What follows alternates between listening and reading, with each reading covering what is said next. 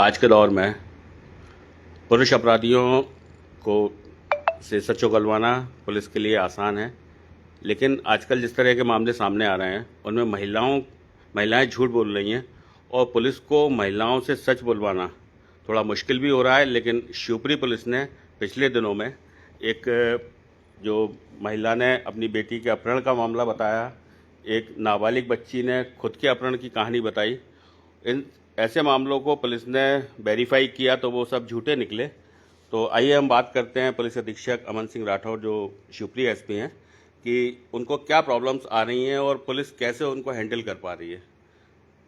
नमस्कार दास साहब। देखिए, कई बार ऐसे विषय आते हैं, मतलब खाली ऐसा नहीं कि महिलाओं के अपराध संबंधी भी आए हैं। कई बार आपने सुना होगा अपराधी स्वयं से गोली मार लेता है और पुरानी रंजिश है, चुनाव की या जमीन का कोई विवाद है तो अपने विरोधी को फंसाने का प्रयास करता है। लेकिन इन सारे मामलों में जहाँ पे व्यक्ति झूठ बोल रहा है, देखिए झूठ में ये होता है कि झूठ की कोई कंसिस्टेंसी नहीं होती है।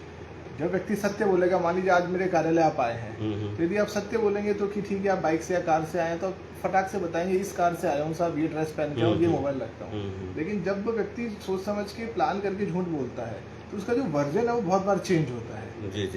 भाई 3 दोस्त थे, हम लोग या परिवार के साथ जा रहे थे, अब चारों की कहानी में कुछ ना कुछ हम जिसे कहते हैं ना विसंगति आ जाएगी। हमने जैसे पूछ लिया अच्छा बीच में खाना खाने के लिए रुके थे, तो अब रेस्टोरेंट का हो सकता है मैं नाम ही ना सोचा हो। हम पूछ लेंगे क्या खाया आपने, तो अब चूंकि वो उनकी प्लानिंग का हिस्सा नहीं था कि यार ये प्रश्न भी पूछा जा सकता है। तो झूठ में हमेशा ये होता है कि डिस्क्रिपेंसी बहुत रहती है, बहुत सारी विसंगतता रहती है और पकड़ में आ जाती है। दूसरा, आज के समय में तकनीकी एविडेंस इतने हो गए हैं, जैसे शहर में भी हर शहर में लगभग पूरा चप्पे चप्पे पे कैमरा लगे हैं, पुलिस के कैमरास भी लगे हैं, प्राइवेट कैमरास भी लगे हैं।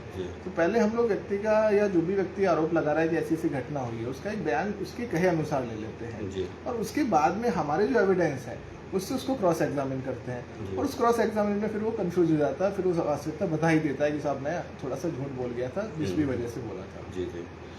तो सीसीटीवी कैमरे सर एक बड़े मददगार हैं पुलिस के लिए।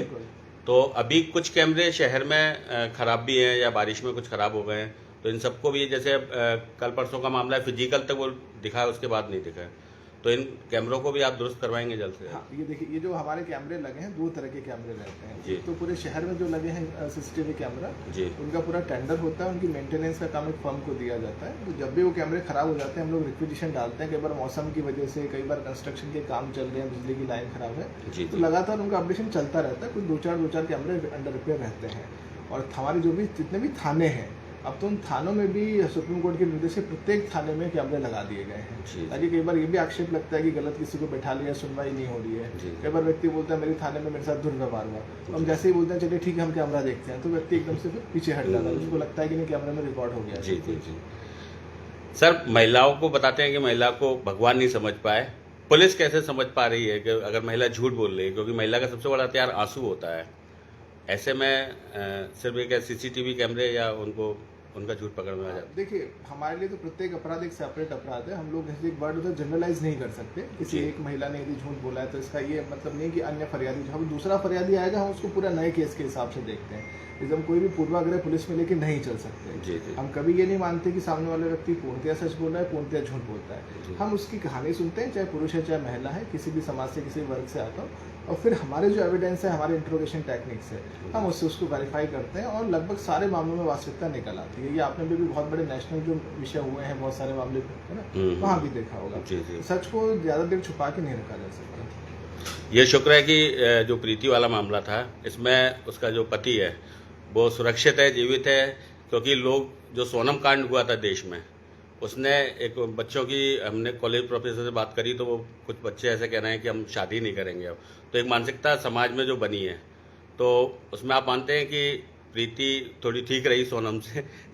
लाइव है, थोड़ा सा आपको कट करना पड़ेगा, मैं बताता हूँ।